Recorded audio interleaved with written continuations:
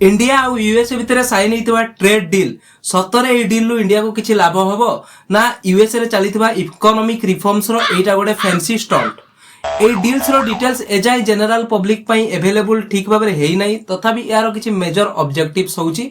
First USA India ऊपर लगैथिबा 50% tariff को reduce करके 18% करिछि किंतु इंटरेस्टिंग कथा होउची इंडिया ऊपर लागितबा 50% टैरिफ रु 25% यूएसए एथि पई लगैथिला काहेकि ना इंडिया रशिया टू ऑयल इंपोर्ट करूछि।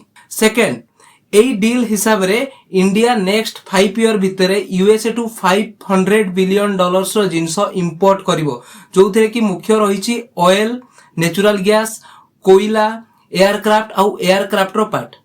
थर्ड पॉइंट एई डील ले हुए तो किछि इंडियन एक्सपोर्टर मानको प्रॉफिट हेई पारे काहेकि ना इंडियन एक्सपोर्टर मानको यूएसए मार्केट रे इजीली एंट्री मिल जिवो जेमति कि textile sector, engineering sector etcetera.